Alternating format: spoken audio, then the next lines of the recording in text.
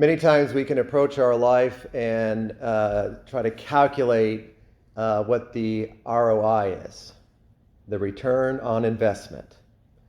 And so we look at two things. We say, is there going to be a great return, a great reward? Lord, can we sit at your right or your left? Can we have a lot of this glory that you seem to be talking about? Can we have a lot of recognition for following you?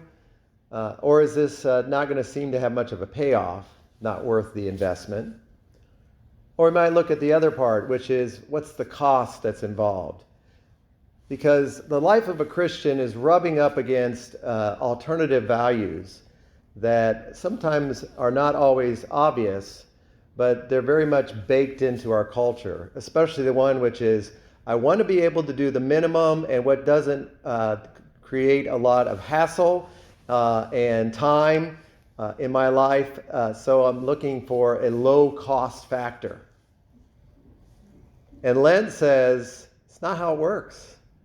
It's not how it works. When we invest ourselves into following Jesus, it does have some cost involved.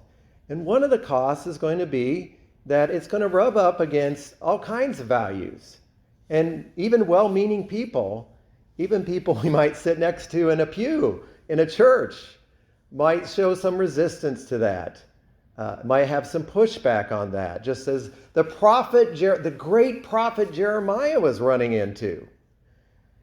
And it was asking that question of whether it was worth the cost because of the pushback he was getting as a prophet. They were like, we can get rid of these prophets who just, not just by their words, but by the way they're living their life, is a little bit of a challenge to us. We're just going to listen to the teachers and push him to the side. And we feel that sometimes, and we feel that resistance, we feel that cost, and we begin to back off. And the Lenten season says no. Now this is part of the cost. Know that up front. Don't be surprised when we see that. But also know that the payoff is not about what people get, recognize, or don't.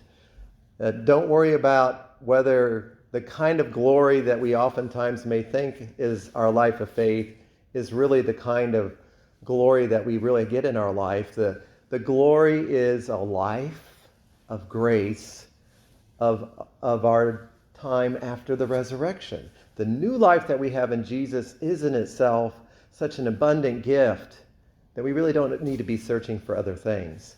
And once we understand that it's really not even a return on investment, it's just the promise that Christ has given us, then we're not really even calculating cost.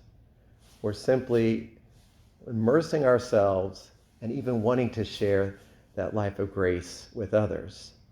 May this Lenten season, with its challenges, really challenge us to live that life of fullness and grace as we share that with others.